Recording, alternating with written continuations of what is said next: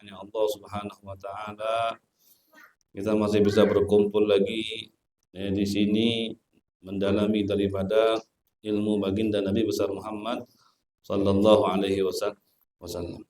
Kita lanjutkan daripada pelajaran kita di 2 minggu yang lalu, yang mana alhamdulillah kita sudah menyelesaikan daripada pembahasan arkanun nikah, yang mana di situ ada daripada asyahidan, 2 saksi, juga di situ ada sighah, ijab dan qabul, dan juga di situ ada daripada syarat-syarat wali, ketentuan wali dan yang lainnya. Udah kita selesaikan, dan juga kita sudah bahas tentang sodak dan yang lainnya, mahar dan yang lainnya. Dan alhamdulillah sekarang kita di pembahasan yang mana di dalam pernikahan itu adalah sesuatu hal yang inti juga.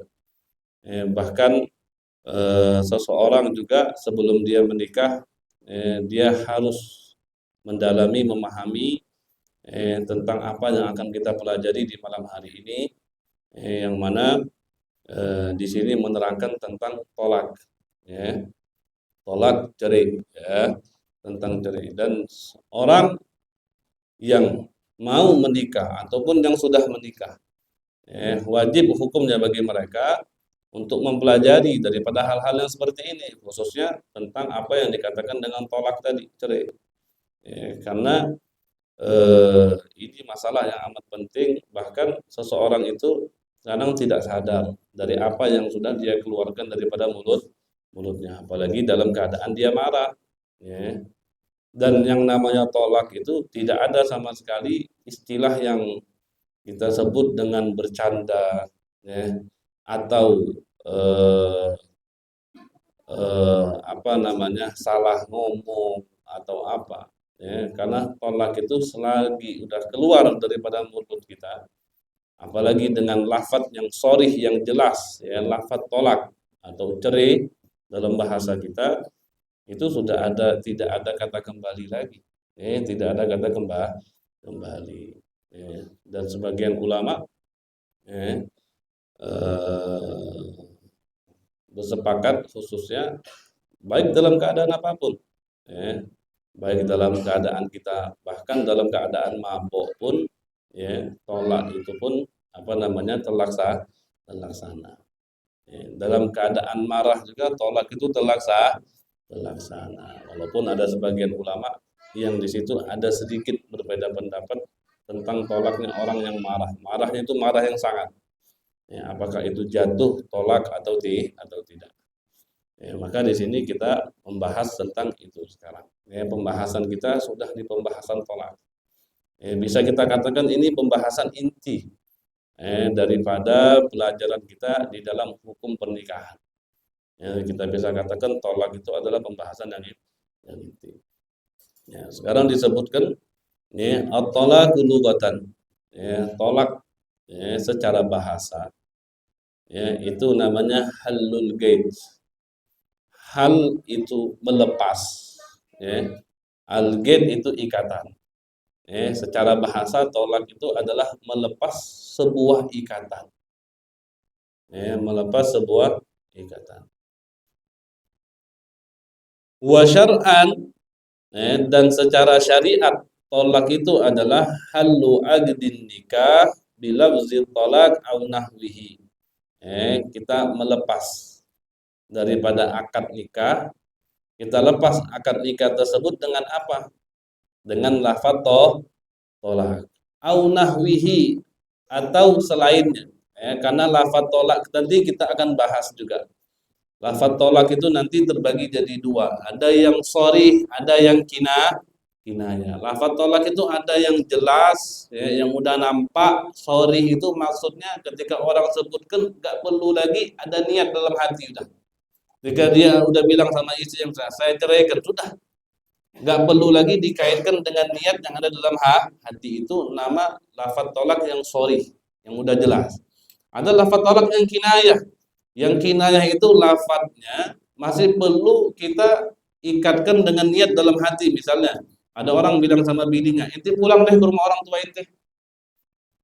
Ente pulang deh ke rumah orang tua ente. Nah, kata kita, kamu pulang ke rumah orang tuamu itu tergantung dengan niat. Kalau niat dari kata tersebut bahwasannya kita pengen ceraikan dia, maka jatuh tolak. Tapi kalau niatnya kita ente pulang deh ke rumah orang tua, niatnya bukan dikarenakan tolak, tapi niatnya biarlah ente istirahat dulu, biar ente tenangkan pikiran dulu. Nanti biar ente dapat nasihat dari orang tua ente dulu, maka itu tidak jatuh tolak. Maka di sini disebutkan dalam bahasa Arabnya apa? Halu agdin nikah bila uzit talaqi au nahwihi. Kita lepaskan ikatan daripada akad nikah menggunakan apa? Melepas ikatan akad nikah tersebut kita gunakan dengan lafaz tolak atau selainnya. Kita lepaskan dengan akad tolak atau selainnya. Itu yang dinamakan dengan tolak secara syariat.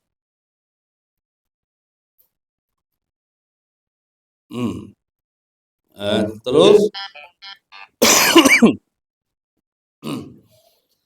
di sini langsung aqsamut talaq. Aqsamut talaq.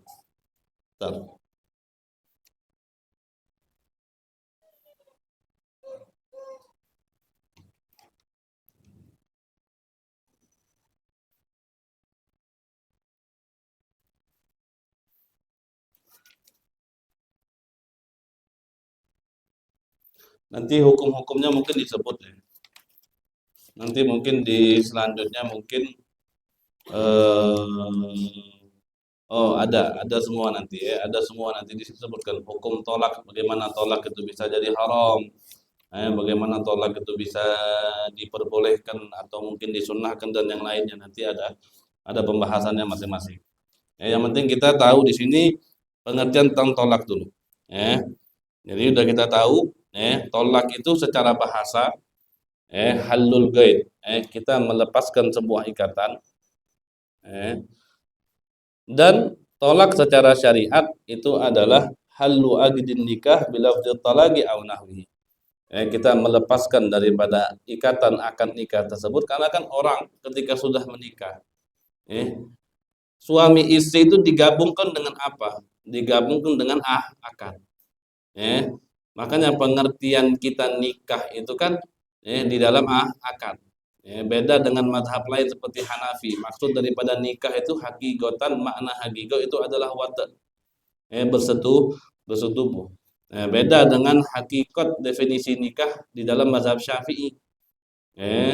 Definisi hakikat daripada nikah menurut mazhab Syafi'i itu adalah sebuah akad.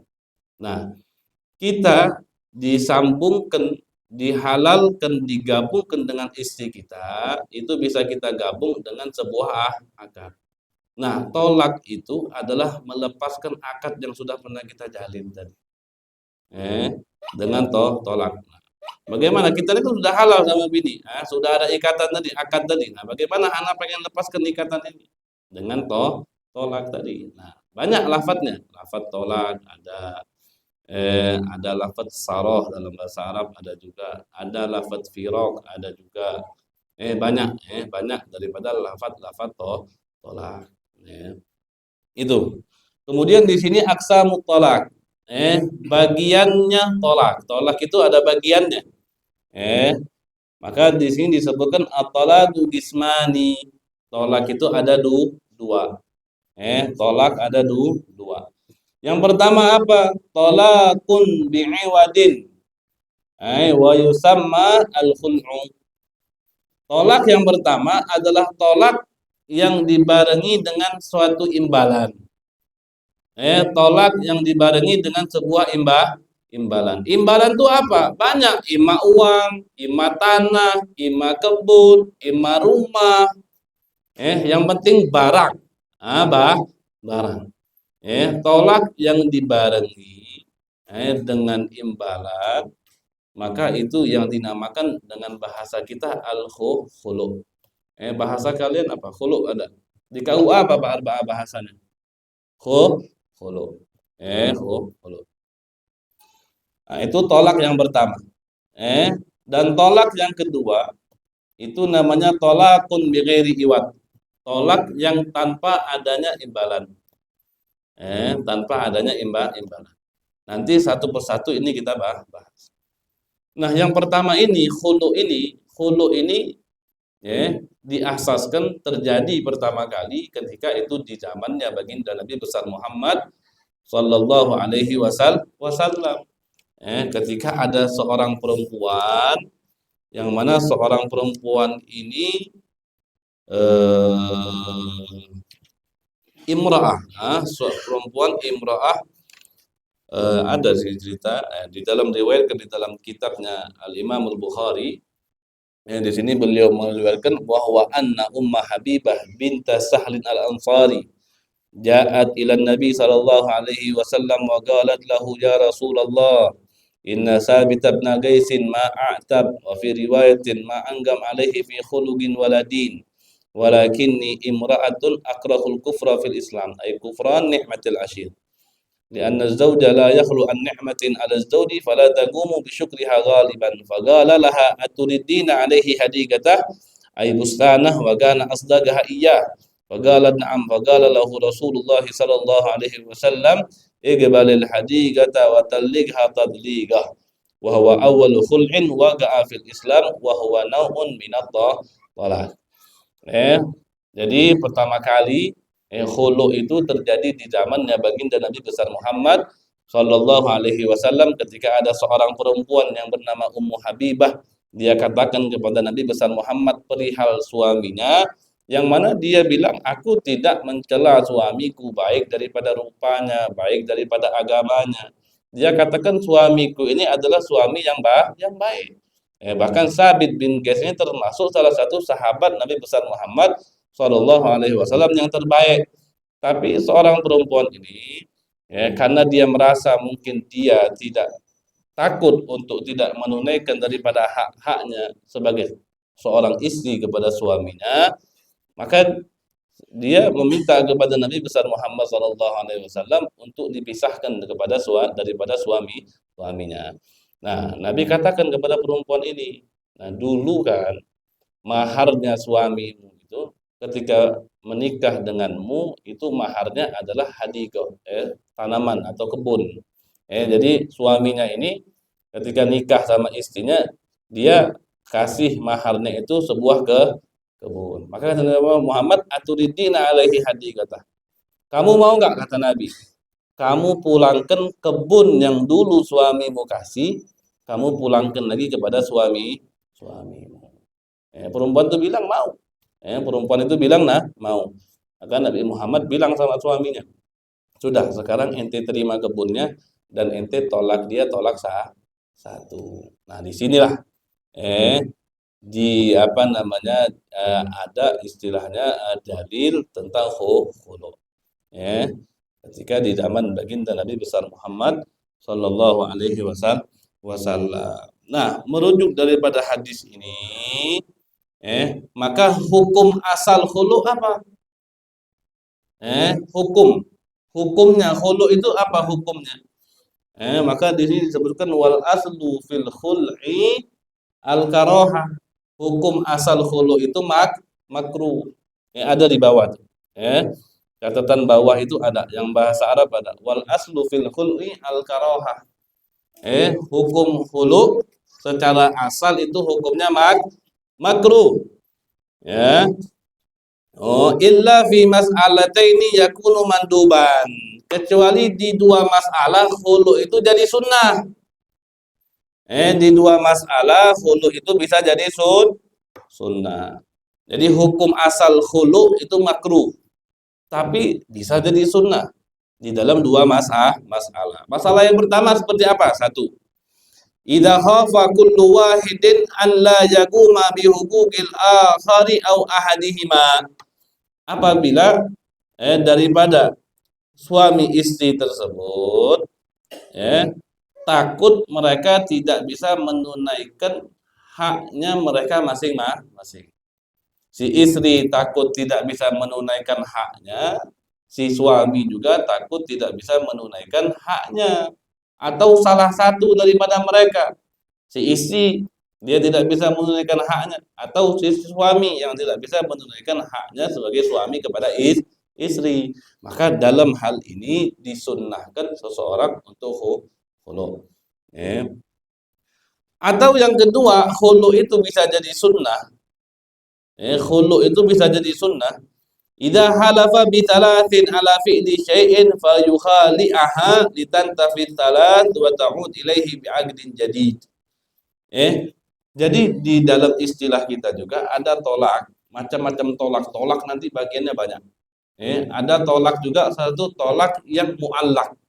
Mu'allaq itu perbuatan tolak yang dikaitkan dengan sebuah perbuatan. Misal, ada orang bilang sama istrinya, kamu kalau masuk ke rumah si fulan, kamu aku cerai tolak 3.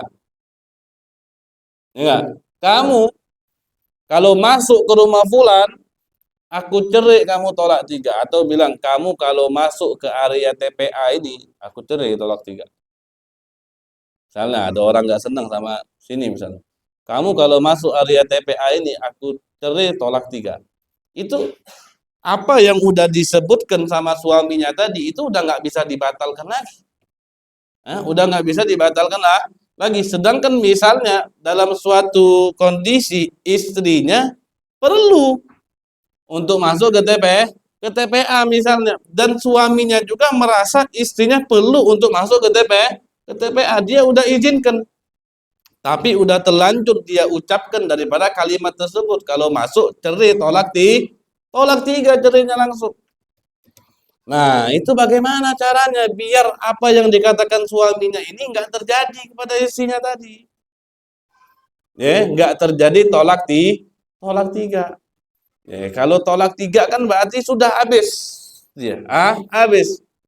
Ketika dia mau nikah lagi sama istrinya, maka dia harus dinikahkan dengan laki-laki yang lain, baru bisa nikah lagi setelah istrinya iddah. Dan syarat-syaratnya kan banyak di dalam itu. Nah, dia nggak mau itu. Nah, caranya agar dia terlepas dari apa yang dia ucapkan tadi apa? Nah, dia mengkhulu istrinya. Kalau dia khulu istrinya, khulu itu kan ada nanti bagian tolak. Tolak itu ada ba'in sugro, ada ba'in kubro. Namanya tolak, nanti ada banyak sih bagian tolak. Ada namanya ba'in sugro, ada namanya ba'in kubro. Khulu ini termasuk tolak yang ba'in sugro. Apa maksud ba'in sugro? Tolak yang sekiranya dia tidak bisa kembali lagi dengan suaminya kecuali melalui akad yang baru. Kalau kita tolak biasa kan, walaupun tidak akad, selagi masih di masa iddah, kita bilang raja'tuki, aku kembalikan kamu jadi istriku, sudah selesai. Ini enggak? Selesai. Tapi kalau khulu enggak seperti itu. Kalau kita sudah menghulu istri kita, maka kita enggak bisa kembali dengan istri kita, melainkan harus dengan akad yang baru. Tapi istrinya enggak perlu kawin lagi dengan laki-laki yang lain. Paham enggak? Nah, tapi kan kalau tolak 3, nah tolak 3 itu dinamakan dengan ba'in kubro. Itu namanya tolak 3. Kenapa dikatakan ba'in kubro?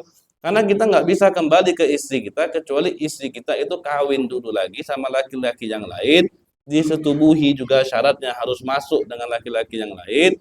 Kemudian setelah itu baru dia dicerai dan menghabiskan daripada masa iddah. Kan seperti itu, Kan seperti itu. Nah, oleh karena itu khulu ini dikatakan dengan ba'in sugro. Nah, salah satu caranya agar kita bisa melepaskan daripada sumpah yang udah keluar ataupun tolak yang dikaitkan dengan suatu perbuatan tadi tidak jatuh kepada istri kita, maka caranya itu dengan mengkhulu istri. Ketika kita udah khulu istrinya, dan sudah nikah lagi dengan akad yang baru, maka udah selesai itu.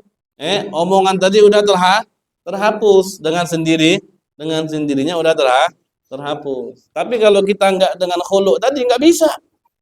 Tolak itu tetap terjadi. Selagi dia masuk ke TPA ini, maka istrinya dicerai tolak Tolak 3. Makanya tadi khulu hukum asalnya makruh, tapi ada dua permasalahan, khulu itu bisa menjadi sunnah. Ya. Kemudian, ya, al khulu secara lughatan.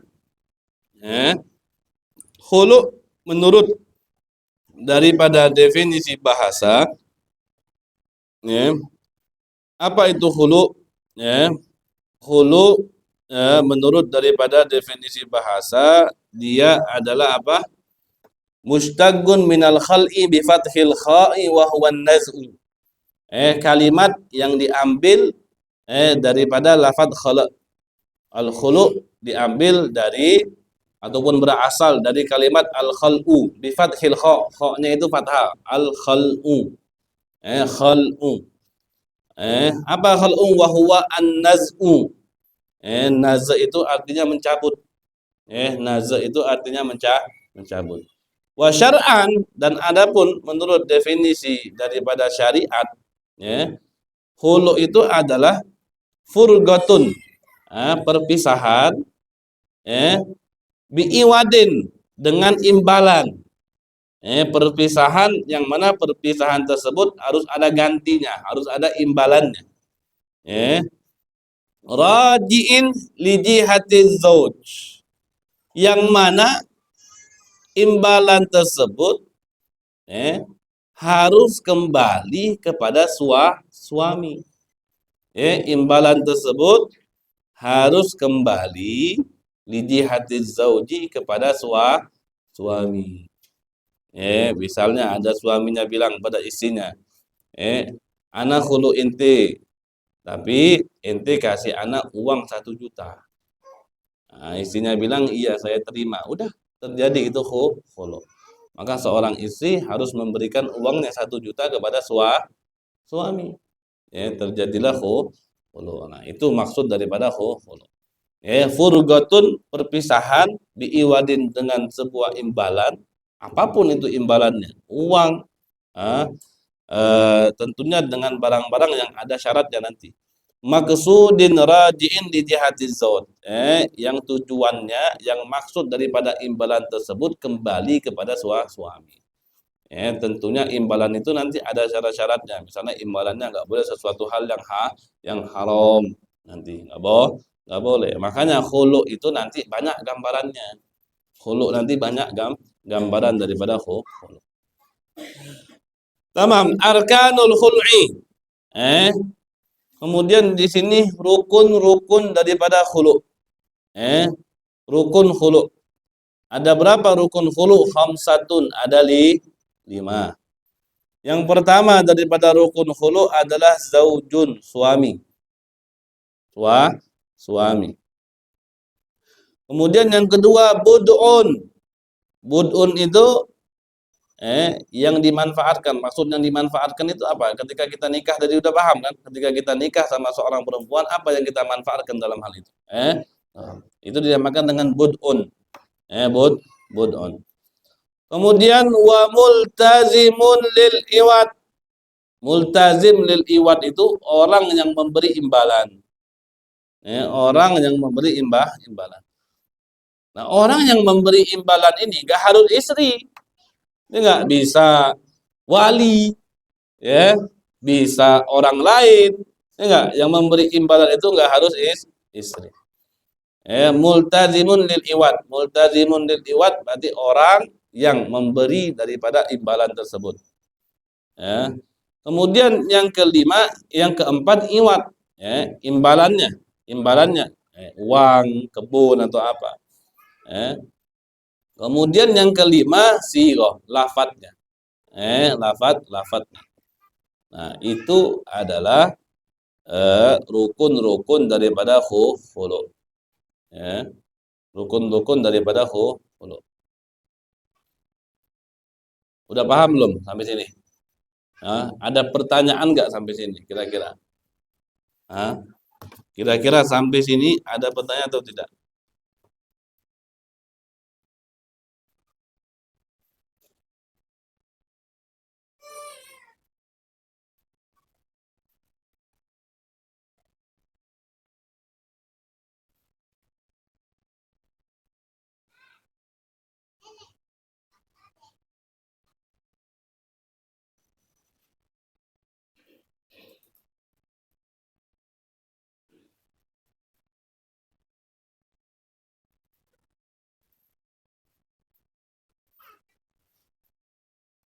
Nah, ada pertanyaan?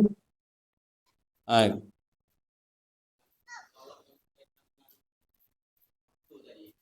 Ah, masanya ya tergantung makanya tadi. Nah, makanya tolak itu permasalahan sangat inti sekali di dalam pernikahan. Makanya permasalahannya itu banyak. Nah, lafadz yang kita gunakan itu juga itu berpengaruh. Ada lafadz yang yufidut tikror, ada lafadz yang yufidul marroh, ada lafadz itu yang faedah daripada lafadz tersebut itu faedahnya itu tikror, berkelanjutan terus menerus. Nggak ada habis-habisnya. Kullama dakhalti hadhihi dar fa anti talik misalnya.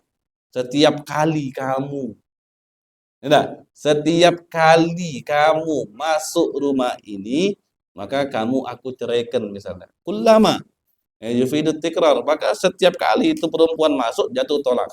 Masuk sekali tolak satu. Masuk kedua tolak tiga. Masuk ketiga tolak tiga habis.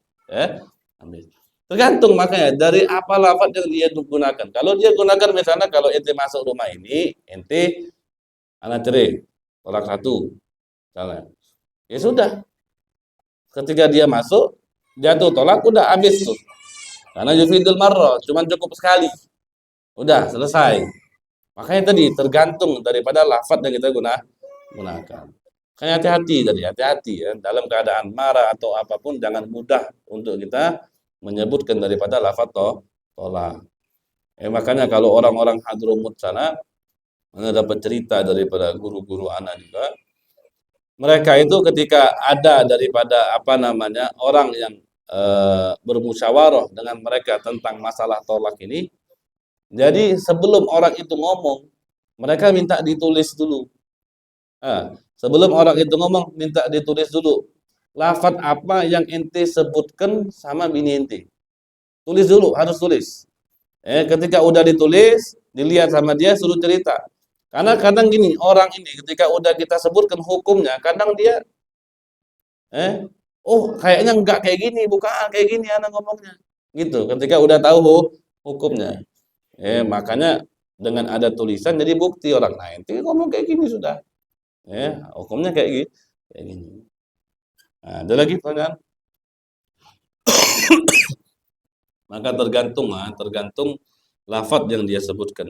Apakah lafaz itu memiliki makna untuk berulang atau tidak. Kalau cukup dengan sekali sudah cukup sekali. Wa yushtaratu fi zawji kaunuhu yasihu talaquhu. Dan disyaratkan di dalam zauj. Kan rukun yang pertama apa? Suami. Yang pertama bagaimana? Kaunuhu yasihu talaquhu, suaminya itu sah, orang yang sah untuk mentalak istrinya.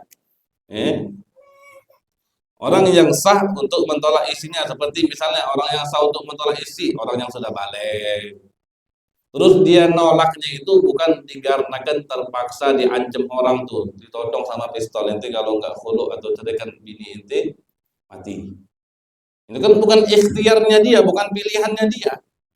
Nah, makanya syaratnya di sini apa? Orang yang boleh mengkhulu adalah suami yang ketika dia lafadzkan daripada tolak itu sah daripada mulutnya. Itu yang pertama.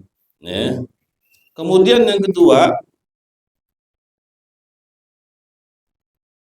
wa fil bud'i milku zauji lahu. Itu rukun yang pertama tadi suami ya. Rukun yang pertama suami syaratnya orang yang sah kalau dia mentalak istrinya. Maksudnya balik, tidak terpaksa dan yang lainnya. Kemudian rukun yang kedua itu adalah apa? Bodoh. Bodoh itu suatu manfaat yang kita ambil dari apa? Udah paham semua. Nah, bodoh itu harus milik suami. Manfaatnya itu harus punya suaminya. Nggak boleh dia mengfollow yang manfaatnya itu punya orang lain, nggak boleh. Atau artinya harus punya dia, manfaatnya itu kembali kepada dia. Nah, makanya di sini bagi ulama katakan khuluknya orang yang sudah ditolak sama istri tapi masih dalam keadaan iddah, itu khulu'nya sah. Paham nggak? Hah? Misal ada orang bilang sama bininya, aku ceraikan kamu, tolak satu. Cerai kan? Cerai kan? Cerai kan? Tolak sah, tolak satu. Iddah dia. Jalan 1 bulan iddah. Masih iddah dia. Kemudian suaminya bilang, kalau ente kasih anak 1 juta, ente anak khulu. Gimana, sah nggak khulunya? Sah. Masih sah. Khulunya masih sah. Karena di dalam iddah raj'iyah, iddah yang 1, 2 itu kebanyakan hukumnya masih sama seperti hukum suami istri. Dari warisnya masih sama, masih dapat dia. Kalau misalnya suaminya mati, dia masih iddah raj'i, warisnya masih dapat. Daripada hukum-hukum yang lain itu masih sama. Makanya kebanyakan orang yang iddah raj'i, yang masih dalam masa iddah itu, tolak 1 dan tolak 2 misalnya, itu sebagian hukum-hukumnya itu masih sama seperti orang yang masih suami istri. Nah, makanya dikatakan sah untuk dia di dalam masa iddah itu mengkhulu dia punya istri. Tapi iddahnya masih iddah yang raj'i. Nah, sini sebutan li annaha kazaujah fi katsirin minal ahkam. Wa yasihul khul'u fil raj'iyah. Li annaha kazaujati fi katsirin minal ahkam. Maka sah hukumnya orang mengkhulu di dalam masa iddah raj'i. Karena yang iddah yang raj'i tersebut kazaujah. Dia sama seperti istrinya di beberapa banyak hukum. Yang nggak boleh itu kan dia apa namanya, seperti bersetubuh dan yang lainnya. Bahkan di dalam mazhab lain pun ada cara untuk kembali dengan istrinya, yaitu salah satu caranya dengan dia bersetubuh. Tidak dengan mazhab kita, berbeda dengan mazhab kita. Nah, itu rukun yang kedua. Rukun yang kedua syaratnya apa? Wa fil bud'i milkuz zauji lahu. Nah, kemudian diterusin di sini, falau khala'aha wa hiya ba'inun lam yasihha khul'uha. Kalau dia menghulu istrinya dan istrinya pada saat itu sudah ditolak sama dia, tolak yang ba'in. Tolak ba'in nih kalau di artian kitab ente apa? Ada nggak artiannya? Tolak ba'in berarti maksudnya telah lepas hubungan suami istri. Maka khulu'nya tersebut nggak jadi, nggak bisa. Lam yasih khulu'uha, tolaknya nggak sah. Ya, karena tolaknya tadi udah tolak ba'in. Dia udah lepas ikatan suami istri dengan istrinya tadi. Udah lepas.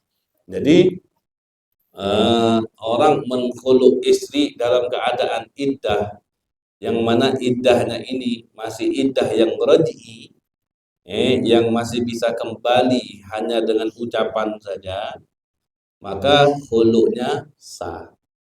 Tapi kalau sekiranya dia mengkhulu istrinya dalam keadaan istrinya sudah ditolak, tolak yang ba'in, yang sudah lepas hubungan suami istri tadi, maka ketika pada saat itu dia mau mengkhulu istrinya, maka khulu'nya itu tidak sah. Khulu'nya tidak sah. Tamam. Sampai sini paham atau tidak? Kayaknya ente ini masih bingung masalah ba'in, roj'i. Iya. Roj'i ada paham nggak? Roj'i gimana? Roj'i ba'in gimana ba'in? Kayaknya masih bingung masalah itu kan? Masih bingung masalah di roj'i sama masalah di ba'in. Ya. Mungkin nanti insya Allah minggu depan anak paragrafin semua nanti. Macam-macam tolak, bagian tolak yang ini, nanti kita pahamin itu dulu. Baru nanti kita kembali kepada permasalahan-permasalahan yang ada nanti. Kemudian, ya, kemudian wa yushtaratu fil multazimi lil iwadi kaunuhu mudlagat tasarruf. Rukun yang ketiga tadi apa? Rukun yang ketiga multazimin lil iwad. Orang yang membayar daripada imbalan tadi. Nah, syarat orang yang memberi imbalan adalah orang yang mutlaqut tasarruf. Orang yang mutlaqut tasarruf ini adalah orang yang diizinkan oleh syariat untuk apa? Membelanjakan daripada hartanya. Tasarruf itu ya bahasanya dia gunakan daripada hartanya tersebut. Ya, baik daripada belanja, baik daripada memberi orang, baik daripada hibah, wakaf dan yang lain. Dan itu namanya mutlaqut tasarruf, diperbolehkan sama syariat dia untuk keluarkan daripada hartanya. Karena ada orang yang tidak diberikan kebebasan untuk mengeluarkan daripada hartanya tadi, tidak. Seperti orang yang safi atau orang yang mahjur alaihi bil falas, itu tidak diizinkan untuk mengeluarkan hartanya semena-mena, tidak.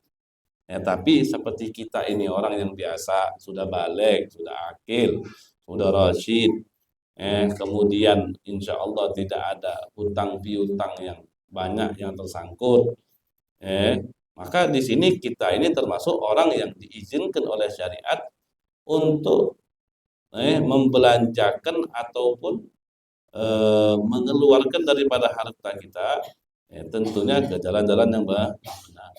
Itu namanya mutlaqut tasarruf. Jadi orangnya harus mutlaqut tasarruf. Wa yushtaratu fil iwadi kaunuhu magsudan wa kaunuhu ma'luman wa kaunuhu raji'an li jihati zauj wa kaunuhu magduran ala taslimihi. Nah, ini banyak nih. Dan syarat daripada imbalan tersebut, tadi syarat imbalannya harus yang seperti apa? Syarat imbalannya seperti apa? Kaunuhu maksudan. Maksudan adalah barang yang maksud, kan yang dimaksud. Tapi maksudnya apa maksudnya? Barang seperti yang misalnya seperti uang, seperti apa namanya kebun tadi, seperti rumah, seperti apa namanya mungkin mobil sekarang bisa. Intinya barang yang bisa untuk kita belikan. Nah, itu namanya magsudan. Barang yang sekiranya bisa bagi kita untuk kita belikan. Wa kaunuhu ma'luman, dan syarat imbalan tersebut harus tahu jenisnya, harus tahu. Rupa barang tersebut kita harus tahu. Wa kaunuhu raji'an li jihati zauj, dan imbalan tersebut harus kembalinya kepada suami. Harus kembalinya kepada suami. Wa kaunuhu maqduran ala taslimihi, dan imbalan tersebut bisa itu untuk diserahkan kepada suami. Bisa untuk diserahkan kepada suami. Mungkin nggak ada imbalan yang tidak bisa diserahkan kepada suami? Mungkin. Mungkin ada imbalan yang sekiranya tidak bisa diserahkan kepada suami. Sini juga disebutkan, wasyatun fil iwad kaunuhu maksudan ma'luman rajihan di jihati zawji maqdura ala taslimihi kama yu'lam min kalamil musannifi wa syarih. Fa kharaja al-khulu ala damin wa nahwihi ay kal hasyarat fala yasikhu al-khulu bal jaga'u talaqu raj'iyan wala mal. Nanti sebutin di sini. Kemudian apa? Falau khala'aha bi ghairi maksudin kaddami wa ga'at talaqu raj'iyan wala mal. Tadi apa syarat imbalan tadi? Harus sesuatu hal yang dimaksud. Maksudnya hal yang bisa kita belikan. Nah, sekarang falau khala'aha bi ghairi maksud, kalau dia mengkhulu istrinya dengan imbalan yang tidak dimaksudkan, yang tidak bisa diperjualbelikan, misalnya seperti apa? Seperti darah.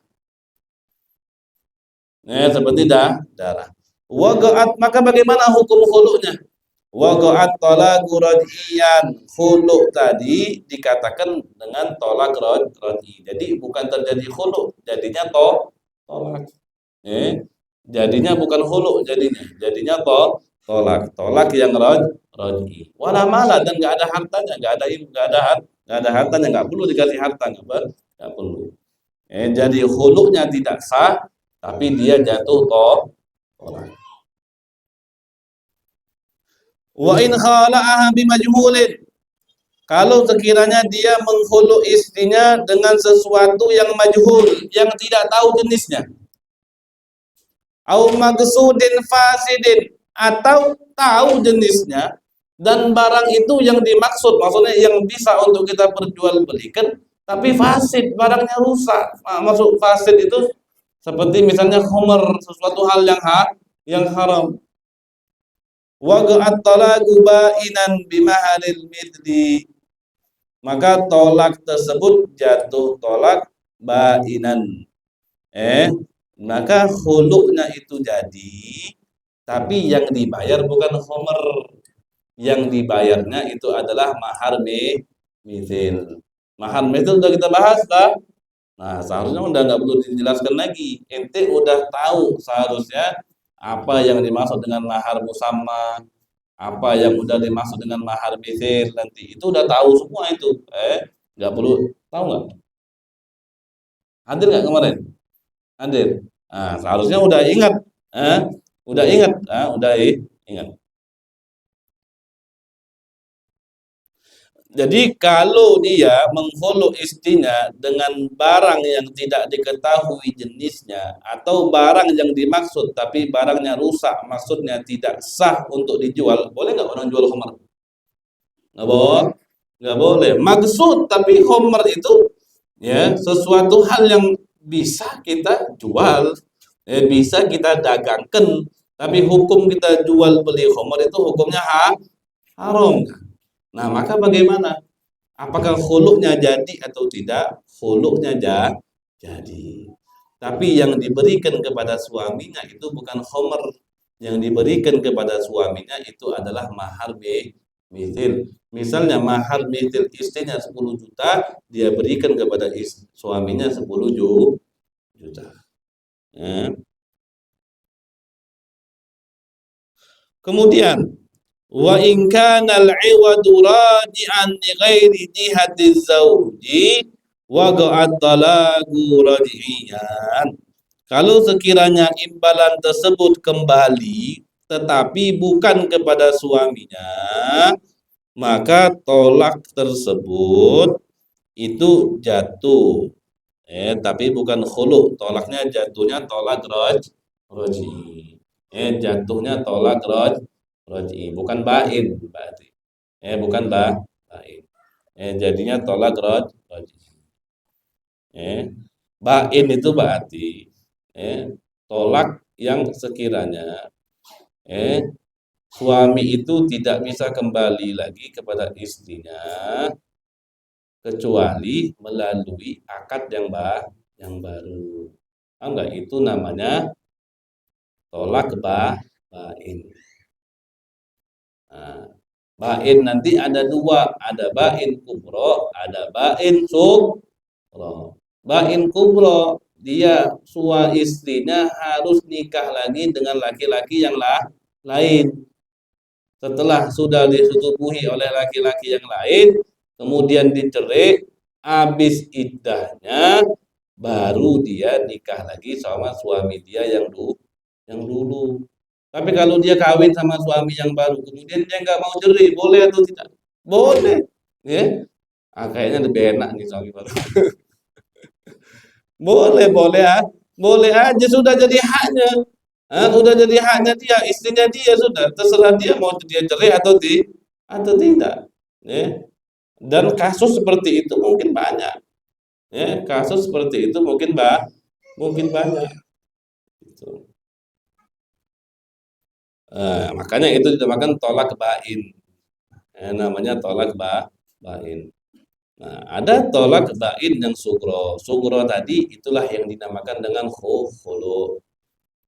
Kita cerai sama bini dan bisa gabung lagi dengan dia melalui dengan akad yang baru. Tapi istrinya enggak perlu kawin dulu sama laki-laki yang lain. Nah, itulah pengertian simpelnya seperti itu.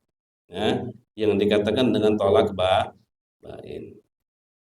Oke, sampai di sini ada pertanyaan atau tidak?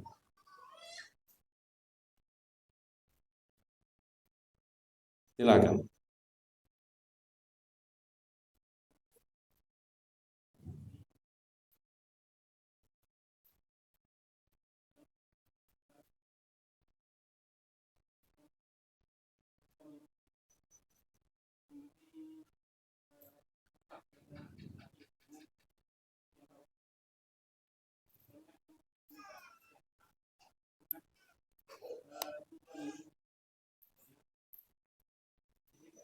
Iya, model kayak gitu. Sebenarnya yang dilakukan oleh orang-orang sekarang ini prakteknya seperti itu semua. Itu kan bahasa kita namanya muhallil, ya kan? Bahasa kita muhallil. Nah, itu namanya laki-laki yang menikahi istri yang lagi ada kasus seperti itu namanya muhallil. Dan di beberapa tempat muhallil ini memang ada. Nah, KUA gimana Pak Arbaan? Di sini ada muhallil kan? Nah, kalau belum ada Anda mau nyalon. Ya enggak, muhallil itu di beberapa tempat itu ada muhallil. Memang laki-laki yang memang dia nyiapkan diri dia untuk menikahi perempuan-perempuan yang ada masalah seperti ini, habis itu selesai. Tapi kan tadi udah kita bilang, udah pernah kita bahas syarat di dalam akad nikah, ya kan? Gitu. Nah, memang orang itu kesepakatan mereka itu di luar nikah. Nah, tapi ketika nikah itu nggak boleh dimasukkan dengan syarat-syarat. Misalnya saya nikahkan ini apa namanya anak saya dengan syarat dia cuma 2 minggu saja sama inti. Nggak bisa, nggak boleh. Nikah seperti itu nggak boleh. Tapi praktek orang yang mereka lakukan itu adalah di luar akad nikah. Dan harusnya orang yang sudah menjalankan hidupnya seperti itu dia paham. Banyak orang-orang seperti itu. Ya, kemarin juga ada kasus di beberapa kota yang memang anak ada di situ benar. Ya kayak gitu. Ya, kayak gitu. Mereka kadang nyari orang jauh-jauh. Ya, misalnya tinggalnya di Bangka, nyarinya orang apa namanya Riau sana misalnya kan agar biar gak terdengar atau apa. Ya, tapi makanya hati-hati. Gak enak sudah kalau udah kayak gitu nggak enak. Ya. Jadi jangan langsung berpikiran itu tuh langsung minta cerai. Ya. Apalagi langsung mengucapkan belum apa-apa langsung tolak tiga. Ya, soalnya kalau udah mau kembali lagi susah. Susah. Nerimanya juga kita sebagai laki-laki dan perempuan juga nerimanya mungkin susah. Ya, makanya hati-hati. Makanya hati-hati jangan sembarangan di dalam mengucapkan lafaz tolak. Jangan sembarangan. Dulu juga ada eh, sahabat Nabi Muhammad SAW. Dia ngomong sama Nabi, wahai Rasulullah, saya ini punya istri, eh, tapi istri saya ini la tarud yada rajulin. Saya punya istri itu nggak pernah nolak tangannya laki-laki. Maksudnya itu kinayah, majas. Maksud dia adalah saya punya istri ini nggak pernah nolak laki-laki yang datang ke rumahnya. Kemudian Nabi katakan ha. Kata Nabi ya sudah kalau kayak gitu ente ceraikan kata Nabi. Eh, Kemudian eh, laki-laki itu bilang sama Nabi, tapi saya masih cinta sama nih perempuan. Eh, Kata Nabi ya sudah kalau ente masih cinta sama nih perempuan amsikha. Pegang. Pegang nih perempuan. Sama juga seperti perempuan sama laki-laki. Ya. Betul, ada yang bertanya lagi? Silakan. Nanti ini banyak permasalahannya banyak. Nanti insya Allah di minggu depan kita catat di papan tulis ini kita jelasin lagi dari awal. Ya, kita jelasin lagi dari awal. Nanti siap-siap buku tulis saja nanti. Banyak sekali permasalahannya. Betul, ada yang bertanya lagi? Silakan.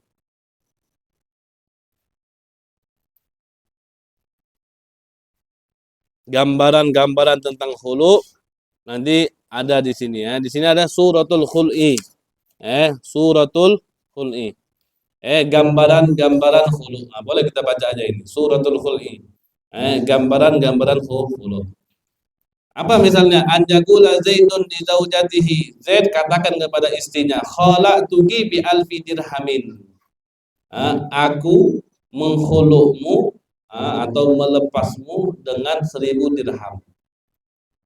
1000 dirham. Au fadaituki bi alfi dirham. Sama saja, ini lafaz-lafaznya saja. Au talaqtuki bi alfi dirham. Fatagulu fil hali qabiltu. Maka istrinya katakan dalam keadaan itu pun dia katakan gobil tu saya terima. Maka khuluknya itu jadi. Ketika dia bilang khala'tuki fadaituki talaqtuki bi alfi dirham. Aku lepas kamu, aku ceraikan kamu dengan 1000 dirham. Misalnya istrinya katakan saya terima, maka tolaknya itu sudah jadi tolak. Atau misalnya dia katakan mata domin tili bimi'ati dirhamin fa anti talik fatagulu lahu domintu laka bimi'ati dirham. Fatagulu lahu domintu laka bimi'ati dirham. Atau suaminya bilang, selagi kau jamin aku dengan uang 100 dirham, maka kau aku ceraikan. Kemudian istrinya katakan, aku jamin kamu dengan uang 100 dirham, sudah jadi khulu. Wal khul'u naw'un minat talaqi kama alimta, dan khulu itu adalah macam ataupun merupakan salah satu daripada macamnya tolak. Salah satu daripada macamnya tolak itu dikatakan dengan khulu. Tamam, nanti banyak ini catatan kakinya banyak sekali. Nanti kita preteli nanti catatan kakinya ini di minggu yang akan datang. Coba datangnya coba kita mulai jam 7 pas coba. Ya, agak cepat datangnya. Apa yang tidak cepat datang gara-gara